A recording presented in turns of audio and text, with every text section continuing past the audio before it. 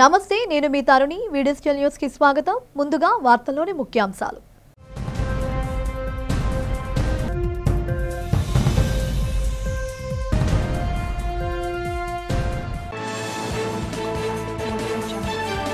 మిజోరం రాష్ట్ర గవర్నర్ కమ్మంపాటి హరిబాబును విశాఖలో పరామర్శించిన హీరో నాగార్జున. హరిబాబు త్వరగా కోలుకోవాలని ఆకాంక్ష.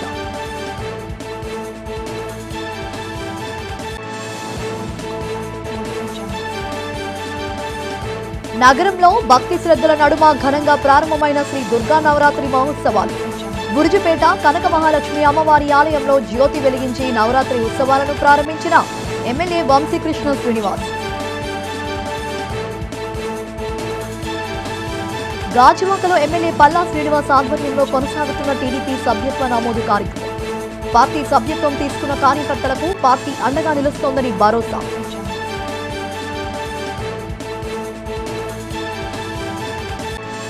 మానసిక ఒత్తిడి జయించాలంటున్న ప్రభుత్వ మానసిక వైద్యశాల ప్రధాన వైద్యాధికారి డాక్టర్ రామిరెడ్డి. నగరంలో మానసిక ఆరోగ్య వారోత్సవాలు నిర్వహిస్తామని వెల్లడి.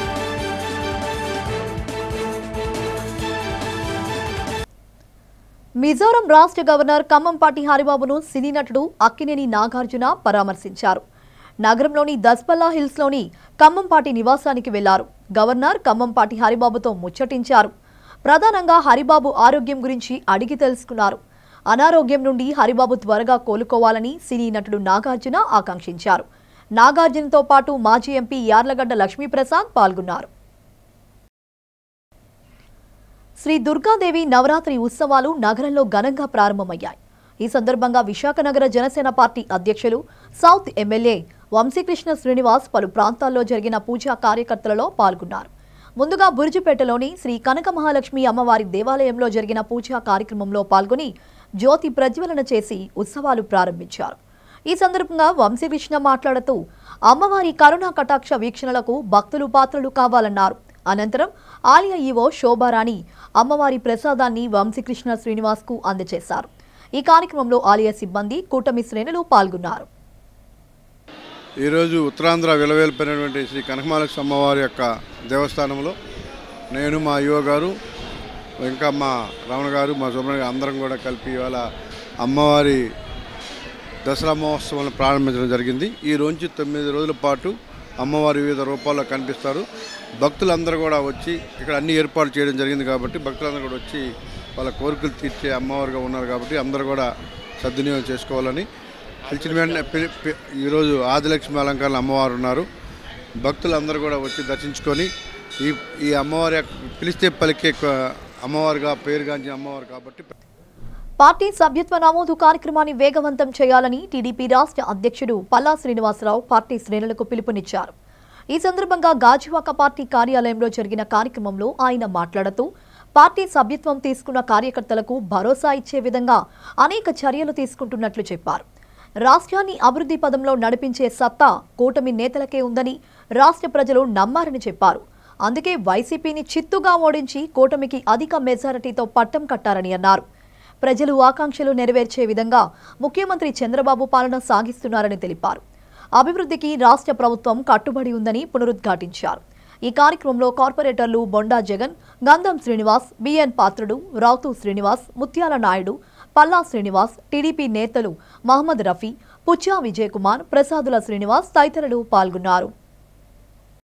అకాల మరణం చెందినప్పుడు వారికి ఆర్థికంగా కొంత సహాయం చేయాలని ఉద్దేశంతో ఈ మెంబర్షిప్ పెట్టడం జరిగింది. ఈ మెంబర్షిప్తో చెప్పాలంటే పార్టీకి పెద్దగా ఒదిగేదే ఉండదు, వచ్చేదేమి. కాకపోతే కష్టంలో ఉన్నటువంటి కార్యకర్తలు పార్టీ తరఫున కొంత సహకారం అందించాలి.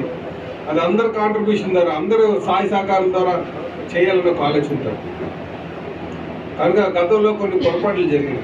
పొరపాట్లు ఎలా జరిగినాయి అంటే ఆ మెంబర్షిప్ డ్రైవ్ 65 లక్షల మంది మనం చేసాం. 65 లక్షల మంది చేసేటప్పుడు కొంతమంది దాంట్లో ఆర్థిక లావాదేవీల్లో కొంచెం అవకతవకలు జరిగాయి. ఎవరైతే మనం బాధ్యత అప్పచెప్పామో వారే ఇంకా సరిగ్గా చేయకపోవడం, ఆ యాక్సెస్ వాళ్ళ దగ్గర ఉండడం, కార్యకర్తలు వాళ్ళ చేతిలో ఆ బైక్ పెట్టడం, డబ్బులు పెట్టడం, అది కొంచెం మిస్యూజ్ అయింది. దాంతో కొంతమందికి కార్డులు రావడం, కార్డు రాకపోవడం. కానీ ఈసారి మాత్రం చాలా పగడ్బందీగా చాలా పకడ్బందీగా మనం కార్డు చేపిస్తున్నామని చెప్పి ఈ సందర్భంగా తెలియజేస్తున్నాం. కనుక దీనిలో ప్రతి ఒక్కరు కూడా భాగస్వాములు కావాల్సినటువంటి అవసరం ఉంది. నగరంలో 3 రోజుల పాటు 8వ జాతీయ ఐబీడీ సదస్సు బ్రిక్స్ ఐబీడీ కన్సార్టియం నిర్వహిస్తున్నట్లు AMC gastroenterology HOD professor doctor LSR Girinath తెలిపారు. కేజీహెచ్లో జరిగిన మీడియా సమావేశంలో doctor Girinath KIMS gastroenterologist doctor చలపతిరావుతో కలిసి ఈ సందర్భంగా మాట్లాడారు. ఈ నెల 4 నుండి 6వ తేదీ వరకు బీచ్ రోడ్లోని ఓ హోటల్లో సదస్సు జరుగుతోందని చెప్పారు. ఈ సదస్సులో పేరుగాంచిన గ్యాస్ట్రో ఎంట్రాలజిస్టులు పాల్గొంటారని తెలిపారు. గ్యాస్ట్రో ఎంట్రాలజీలో చోటు చేసుకున్న ఆధునిక వైద్య విధానాలు, చికిత్సలు, వైద్యులకు ఎదురవుతున్న సవాళ్లు ఇలా పలు అంశాలపై పరస్పరం తెలియచేసుకోవడం జరుగుతోందని తెలిపారు. దీనివల్ల గ్యాస్ట్రో ఎంట్రాలజిస్ట్ వైద్యులు తమ పనితీరు మరింత మెరుగుపరుచుకుని రోగులకు చక్కని సేవలు అందించే అవకాశం ఉంటుందని అన్నారు. ఈ సదస్సులో దేశం నుండే కాకుండా పలు విదేశాల నుండి వైద్యులు హాజరవుతారని తెలియజేశారు. 8th national IBD meet conference మనం ఇక్కడ నోవోటెల్లో జరుపుతున్నాం. రేపు 4, 5, 6వ తారీఖున ఈ నేషనల్ ఐబీడీ మీట్ ముఖ్య ఉద్దేశం ఏంటంటే ఈ ఐబీడీ అవేర్నెస్ మన సౌత్లో పెరుగుతుందని, అలాగే కొత్త టెక్నాలజీస్, కొత్త రీసెర్చ్, ఇవన్నీ పద్ధతులన్నీ మన లోకల్ డాక్టర్స్కి మనం దీని ద్వారా వివరించవచ్చనే ఉద్దేశంతో ఈ మీటింగ్ మనం ఇక్కడ జరుపుతున్నాం. ఇంతవరకు ఈ నేషనల్ ఐబీడీ మీట్ అనేది ఇంతవరకు ఢిల్లీలో ఎక్కువ జరిగింది, 2 సార్లు హైదరాబాద్లో జరిగింది. ఫస్ట్ టైం మనం ఇక్కడ వైజాగ్లో జరుపుతున్నాం. అలాగే this also second BRICS consortium meet for this IBD అనమాట. అంటే బ్రిక్స్ దేశస్తులు ఒక 50 దేశాలు ఉన్నాయి కదా, అందులో 10-15 మంది డాక్టర్లు కూడా మన కాన్ఫరెన్స్కి వస్తున్నారు. అలాగే international faculty doctor Simon Travis అని ఫ్రమ్ యూకే, అలాగే Claudio from United states of America, అలాగే గిల్ వాటర్మేయర్, వీళ్ళందరూ కూడా పెద్ద పెద్ద రీసెర్చ్ ఉన్న సైంటిస్ట్ అండ్ డాక్టర్స్. అలా ఒక మన 10 మంది ఇంటర్నేషనల్ డాక్టర్స్ మన దగ్గరికి వస్తున్నారు. అలాగే నేషనల్ ఫ్యాకల్టీ ఎయిమ్స్ ఢిల్లీ నుంచి డాక్టర్ వినీత్ అహూజా గారు, అలాగే లుడియానా నుంచి డాక్టర్ అజిత్ సూద్ గారు, అలాగే చండీగఢ్ నుంచి ఉషా దత్తా అండ్ ఎస్కే సిన్హా గారు, అలాగే కోచర్ గారు, వీళ్ళందరూ బాగా senior professors and researchers in this IBD. వాళ్ళందరూ కూడా ఈ కాన్ఫరెన్స్కి నేషనల్ ఫ్యాకల్టీ కింద వస్తున్నారు. బేసికలీ ఈ కాన్ఫరెన్స్ అనేది first crohn's colitis foundation of India అని ఫస్ట్ 8 years బ్యాక్ ఢిల్లీలో ఏర్పడింది. అందులో వీళ్ళందరూ ఎయిమ్స్, చండీగఢ్ వాళ్ళు మెయిన్ కమిటీ మెంబర్స్. ఆ కమిటీ మెంబర్స్ ద్వారా ఈ కాన్ఫరెన్స్ జరుగుతుంది. ఈసారి వాళ్ళు మన దగ్గర చేస్తున్నారు అనమాట. సో మేము చాలా ఇది మన వైజాగ్లో పెట్టడానికి చాలా ఆనందిస్తున్నాం. ఈ కాన్ఫరెన్స్ మెయిన్ ఈ 3 రోజులు జరుగుతుందండి. రేపు మధ్యాహ్నం 2 గంటలు స్టార్ట్ అయ్యి మళ్ళీ ఆదివారం వరకు జరుగుతుంది. ఇందులో చాలా టాపిక్స్ ఉంటాయి, స్పీచెస్ ఉంటాయి, ప్యానల్ డిస్కషన్స్ ఉంటాయి, అలాగే వర్క్షాప్స్ ఉంటాయి, పీజీస్కి అవార్డ్ విన్నింగ్ సెషన్స్ ఉంటాయి. వీటి ద్వారా ముఖ్య ఉద్దేశం ఏంటంటే పేషెంట్స్, మనం ఒక లోకల్ డాక్టర్స్, పీడియాట్రిషియన్స్ కానీ, ఫిజిషియన్స్ కానీ, వీళ్ళందరికీ కూడా, అలాగే local gastroenterologist from all over India మనకు ఒక 600 మంది డెలిగేట్స్ వస్తున్నారు ఈ కాన్ఫరెన్స్ అటెండ్ అవ్వడానికి. అలాగే మెయిన్ రేపు సాయంత్రం ఇనాగరల్ ఫంక్షన్ రేపు 7:30కి డాక్టర్ డి నాగేశ్వర రెడ్డి గారు, chairman and Padma Bhushan AIG hospital chief guest కింద మన దగ్గరకు వస్తున్నారు. సో రేపు ఈవినింగ్ 7:30కి దీని ఇనాగరల్ ఫంక్షన్ కూడా ఉందండి. సో దీని ద్వారా మనం ముఖ్య ఉద్దేశం ఏంటంటే ఈ కాన్ఫరెన్స్ ద్వారా ఈ ఐబీడీ గురించి అవేర్నెస్ ఇద్దామని.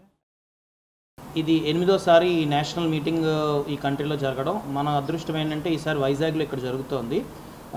ఐబీడీ అంటే ఇన్ఫ్లమేటరీ బౌల్ డిసీజ్. మనం దాన్ని పర్యాయపదం కింద చూడాలంటే పేగుపోత వ్యాధి అంటాము. అంటే పేగుల్లో మనకు అల్సర్స్ వస్తాయి అన్నమాట. చిన్న పేగు కానీ పెద్ద పేగు కానీ. పెద్ద పేగులో వస్తే అది కొలైటిస్ అంటాము, చిన్న పేగులో వస్తే అది క్రాన్స్ డిసీజ్ అంటాము. ప్రీవియస్గా ఏంటంటే ఇంతకుముందు ఇది పాశ్చాత్య దేశాల్లో ఉండేది. అంటే అమెరికా, యూకే, యూరప్, ఆస్ట్రేలియా ఇలాంటి వాటిల్లో ఉండేది. సో చాలాసార్లు మనం దీన్ని అజీర్తనో, గ్యాస్ట్రిక్ ప్రాబ్లం అనో మనం ట్రీట్ చేస్తూ ఉండేవాళ్ళు ఇంతకుముందు. బట్ ఇప్పుడు లాస్ట్ 10 సంవత్సరాల నుంచి దీని తాలూకా ప్రబలత బాగా పెరిగిపోయింది. తరచుగా కడుపులో నొప్పి రావడం, బరువు తగ్గిపోవడం, మోషన్స్లో బ్లడ్ పడడం, లూజ్ మోషన్స్ రావడం ఇట్లాంటివన్నీ జరుగుతాయి. ఇలాంటి పేషెంట్స్కి కొలనోస్కోపీ, బ్లడ్ టెస్టులు, మోషన్ టెస్టు చేయడం ద్వారా ఈ జబ్బు డయాగ్నోసిస్ చేయడం జరుగుతుంది.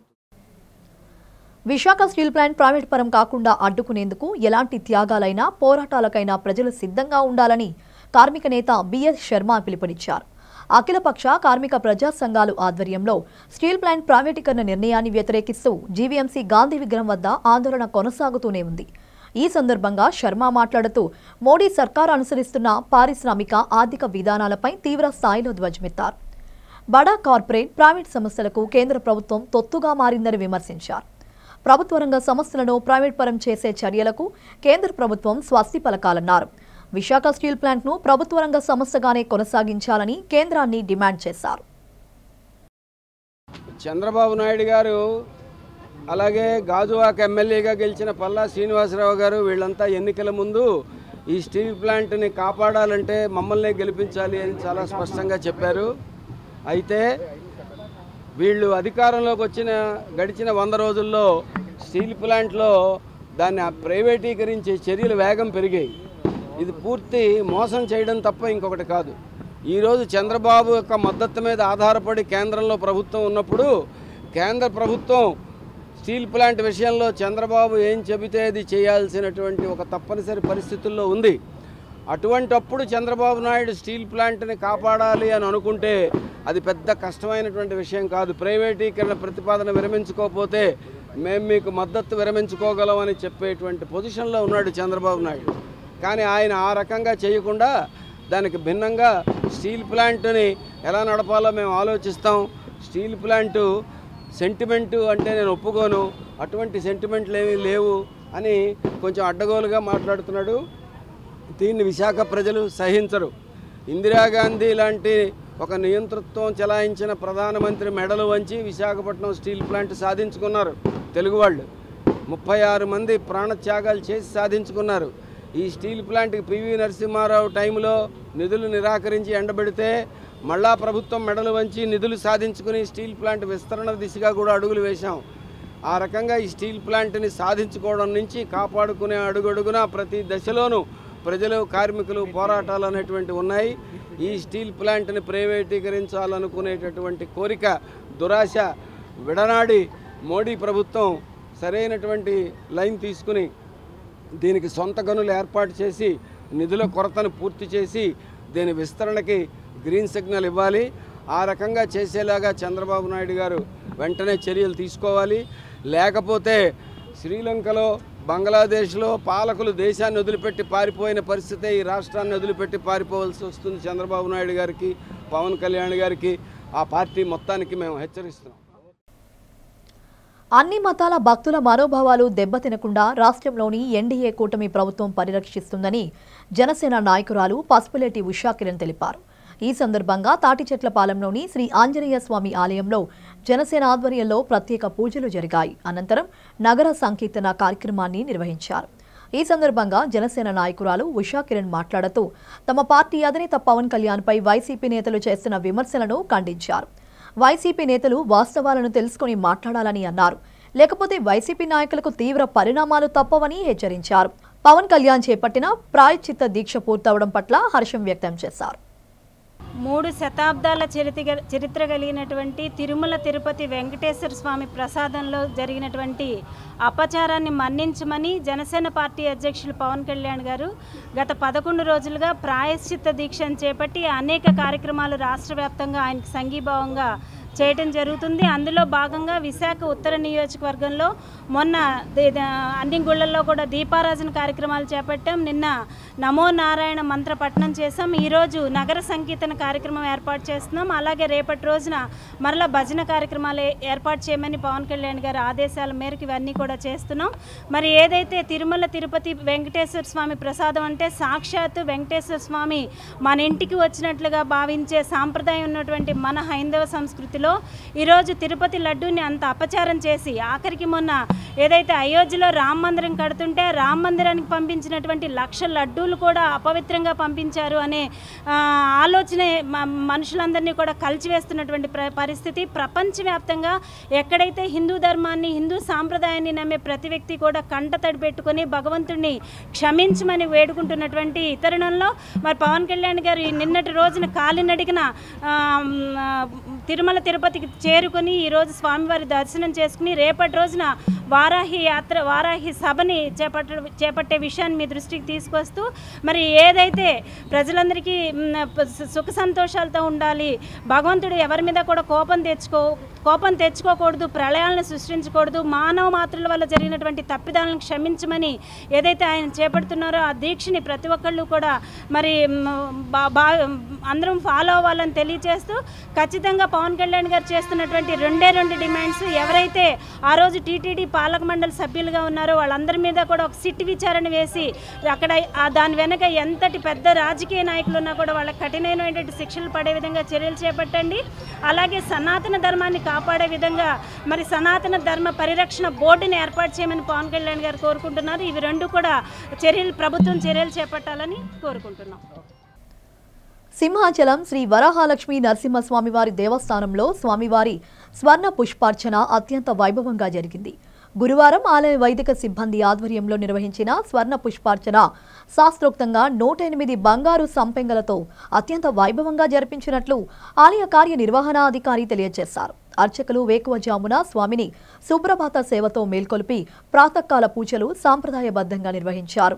శ్రీదేవి భూదేవి సమేత శ్రీ గోవిందరాజస్వామి వారిని సర్వాంగ సుందరంగా అలంకరించి ఆలయ కళ్యాణ మండపంలో వేదికపై అధిష్ఠింపచేసి వేద మంత్రాలు నాదస్వర మంగళ వాయిద్యాల నడుమ శ్రీ స్వామివారి స్వర్ణ పుష్పార్చన సేవ వైభవంగా నిర్వహించారు. ప్రత్యక్షంగా భక్తులు శ్రీ స్వామివారి ఆర్జిత సేవలలో పాల్గొని తరించారు. ఎల్ఐసి యాజమాన్యంను తొలగించిన ఉద్యోగులను తిరిగి విధుల్లోకి తీసుకోవాలని కార్మిక నేత దాడి నారాయణరావు కోరారు. అదేవిధంగా వారి సర్వీస్ను క్రమబద్ధీకరించాలని డిమాండ్ చేశారు. జీవీఎంసీ గాంధీ విగ్రహం వద్ద 4వ రోజైన గురువారం కూడా శాంతియుత నిరసన కార్యక్రమాన్ని నిర్వహించారు.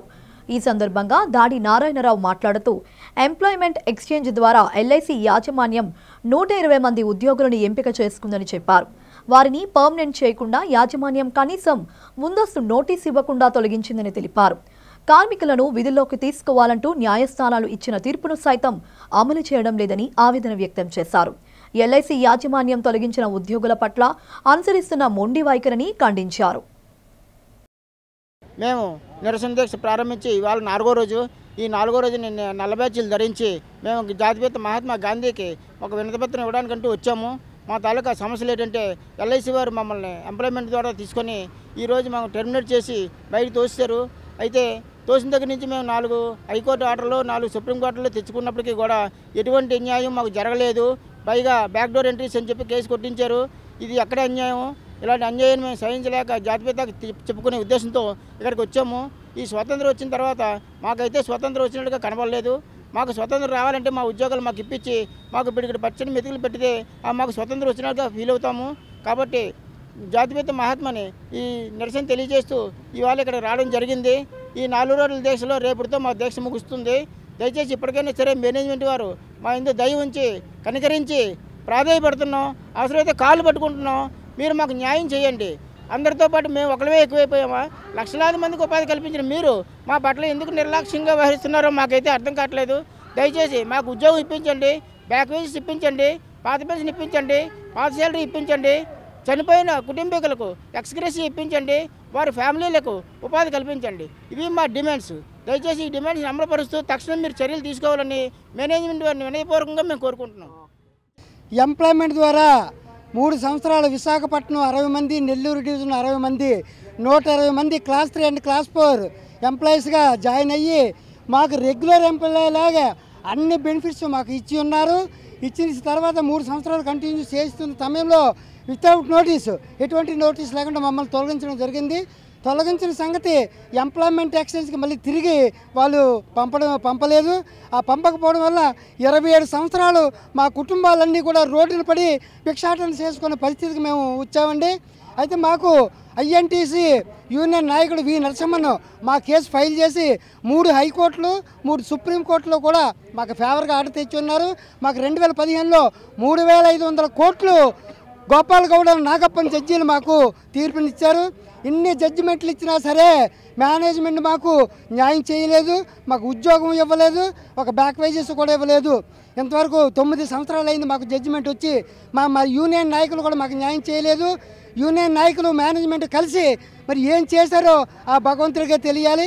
ఇప్పటికైనా మా బాధ, మా ఆకలి బాధ, మా మనోభేద.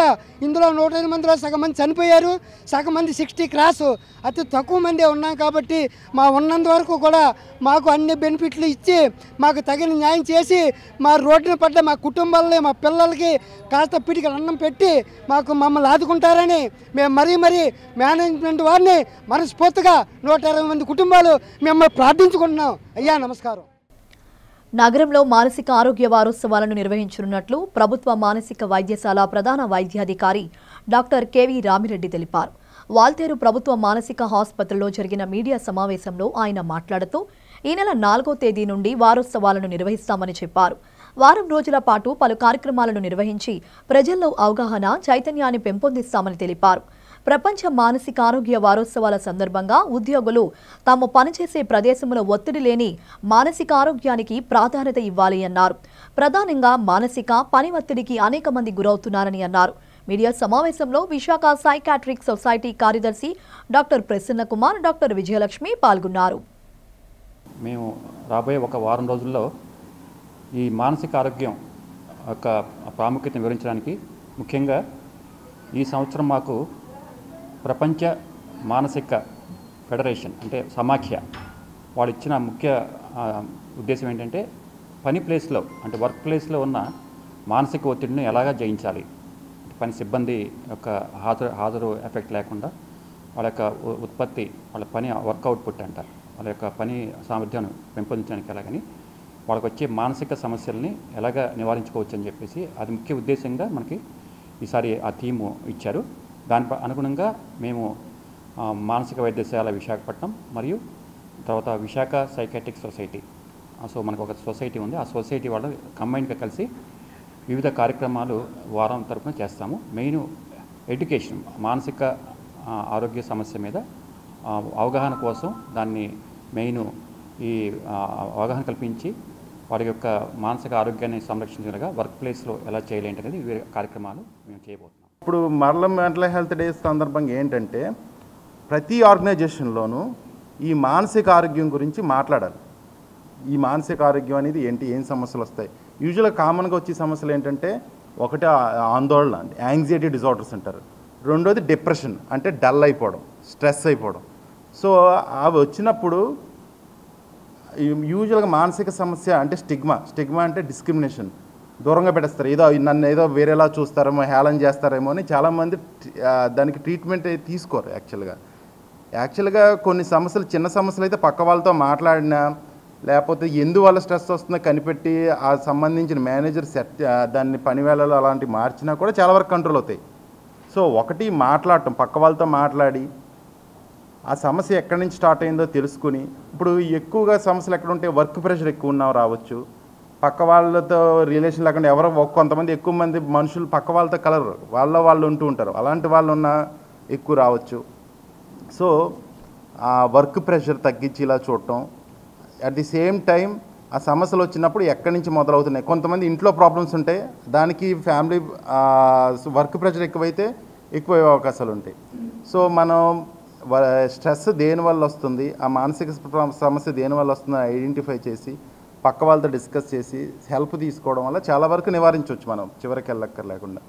సో ఈ విధంగా మనం ఈ వర్క్ ప్లేస్లో చేసుకుంటే మానసిక సమస్యల గురించి మాట్లాడితే ఇంప్రూవ్మెంట్ వస్తుంది. మానసిక అవగాహన, ముఖ్యంగా ఎలాంటి మానసిక సమస్యలు ఉంటే దానికి ఎలాంటి నివారణ తీసుకోవచ్చు అనే ప్రోగ్రామే ఈ సంవత్సరం యొక్క థీమ్ అన్నమాట.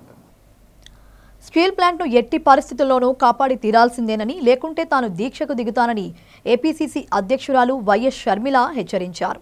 విశాఖ వచ్చిన సందర్భంగా ఉక్కు కార్మికుల దీక్షా శిబిరాన్ని సందర్శించిన ఆమె అక్కడి కార్మికులకు మద్దతు తెలిపారు. అనంతరం ఆమె మాట్లాడుతూ ప్లాంట్ విషయంలో చంద్రబాబు నేరుగా వచ్చి హామీ ఇవ్వాలని డిమాండ్ చేశారు.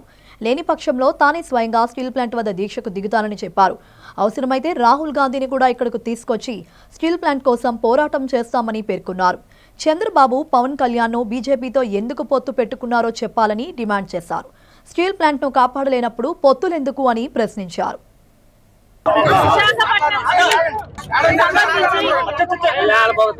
4,000 మంది కాంట్రాక్ట్ ఉద్యోగస్తులని కనీసం నోటీసు కూడా ఇవ్వకుండా తొలగించడం జరిగింది. 14,000 మంది కాంట్రాక్ట్ కార్మికులు ఉన్నారు. 4-5 నెలల నుంచి వాళ్ళకు జీతాలు ఇవ్వలేదు. వీళ్ళలో చాలా మంది నిర్వాసితులు, చాలా మంది వాళ్ళ భూములు ఇచ్చిన వాళ్ళు, వాళ్ళకు ఉద్యోగాలు ఇస్తాము అని మాట ఇచ్చారు. ఈరోజు కనీసం కాంట్రాక్ట్ ఉద్యోగాలు చేసుకుంటున్న వీళ్లకు ఉన్న భరోసా కూడా తొలగిస్తూ కనీసం నోటీస్ కూడా ఇవ్వకుండా 4,000 మందిని తొలగించడం జరిగింది. ఇది దుర్మార్గం కాకపోతే ఏమిటి అని ప్రశ్నిస్తున్నాం. విశాఖ స్టీల్ అన్నది ఆంధ్ర రాష్ట్రానికే తలమానికం. మనందరం తలెత్తుకొని చెప్పుకునేది, గర్వంగా ఫీల్ అయ్యేది విశాఖ స్టీల్. ప్రముఖ పుణ్యక్షేత్రంగా విరాజిల్లుతున్న సింహాచలం శ్రీ వరాహలక్ష్మీ నరసింహస్వామి వారి నిత్య కళ్యాణం అత్యంత వైభవంగా జరిగింది. ఆర్జిత సేవల్లో భాగంగా అర్చక స్వాములు ఉత్సవమూర్తి గోవిందరాజస్వామిని ఉభయ దేవేలలతో మండపంలో అధిష్ఠింపచేశారు.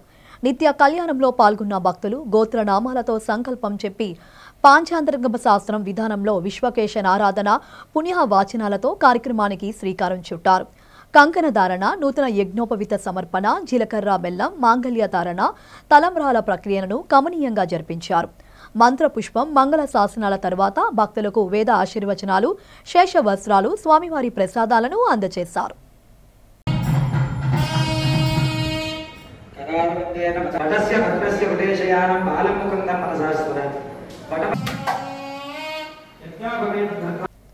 బులెటిన్ ముగించే ముందు హెడ్లైన్స్ మరోసారి.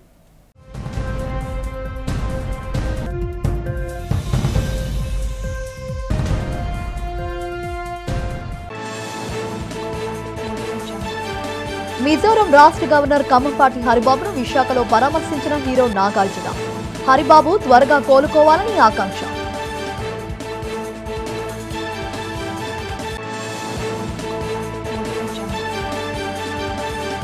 నగరంలో భక్తి శ్రద్ధల నడుమ ఘనంగా ప్రారంభమైన శ్రీ దుర్గా నవరాత్రి మహోత్సవాలు. బురుజుపేట కనక మహాలక్ష్మి అమ్మవారి ఆలయంలో జ్యోతి వెలిగించి నవరాత్రి ఉత్సవాలను ప్రారంభించిన ఎమ్మెల్యే వంశీకృష్ణ శ్రీనివాస్. గాజువాకలో ఎమ్మెల్యే పల్లా శ్రీనివాస్ ఆధ్వర్యంలో కొనసాగుతున్న టీడీపీ సభ్యత్వ నమోదు కార్యక్రమం. పార్టీ సభ్యత్వం తీసుకున్న కార్యకర్తలకు పార్టీ అండగా నిలుస్తోందని భరోసా.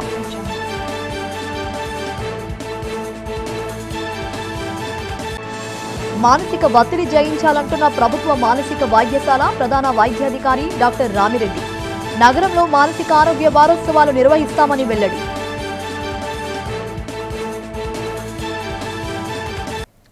ఇవి ఇప్పటివరకున్న అప్డేట్స్. మరిన్ని అప్డేట్స్ కోసం చూస్తూనే ఉండండి వి డిజిటల్ న్యూస్.